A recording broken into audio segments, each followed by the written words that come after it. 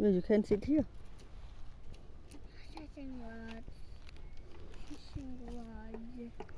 Goat. Ah, goat and goose. Goose. And crow. Crow. And crow. Quack, quack.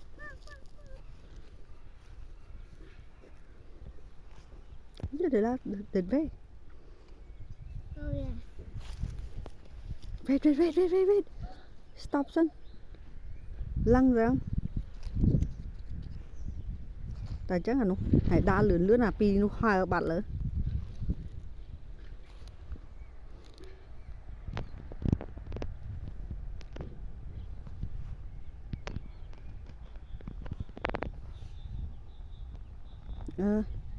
Lom cho môi cô thơ này.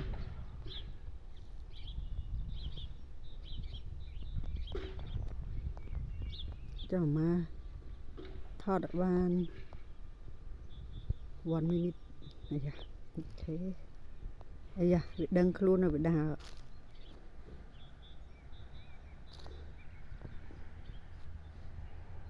Rồi cô này đắt á. Đắt á. Thì ao bị hao mà thọt á. Gỡ.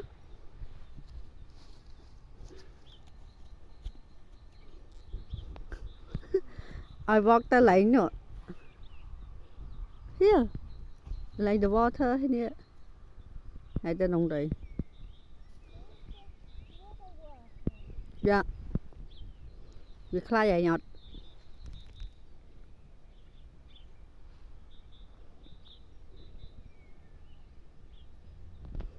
Việc khai sao?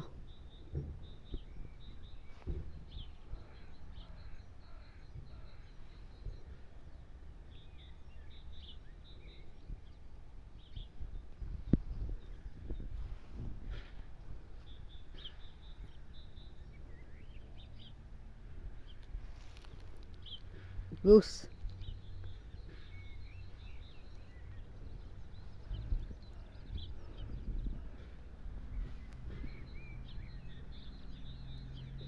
À muốn được ngắm bóng ấy để là. Yeah.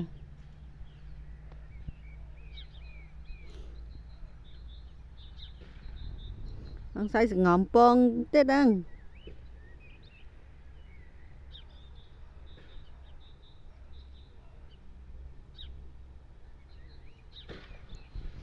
Đó, đào mà mất bị miên bóng á.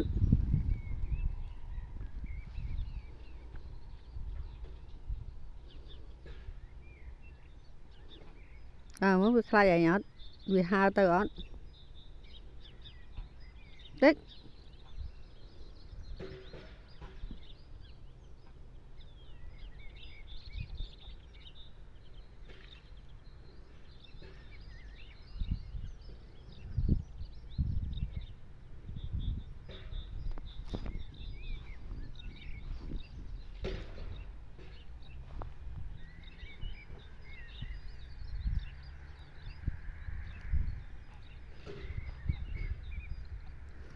Cái bông xa son kia tao rùng khan kìa.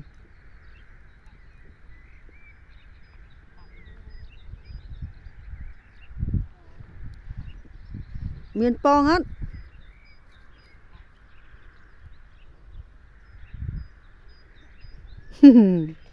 Đã chặt bây giờ bị huôi Việt hao này đá ở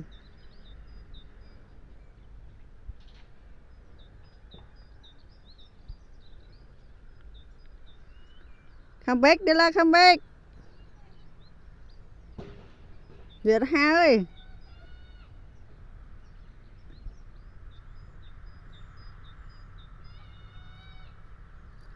chồng